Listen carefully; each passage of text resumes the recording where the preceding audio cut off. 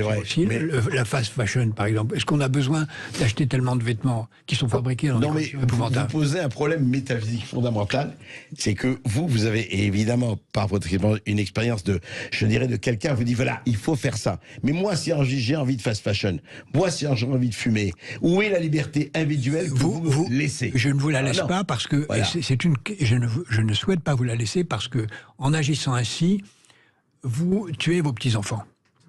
Vous tuez vos petits-enfants. Ouais. Vous créez les conditions. Qu'est-ce que vous en savez, franchement? C'est évident. Attendez, l'humanité s'est toujours développée jusqu'ici en ayant justement, et ça a été la part de liberté qui a été la plus importante qui nous a été donnée.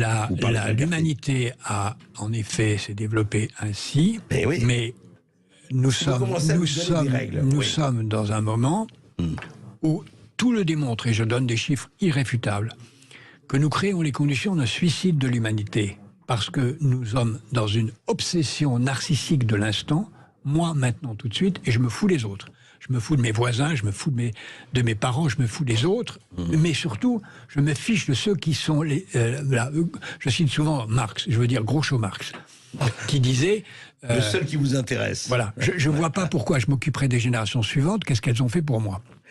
Ça peut paraître vrai, mais c'est totalement faux. Parce que supposez qu'à partir du moment où nous parlons aujourd'hui, eh ben, il n'y a plus de génération suivante.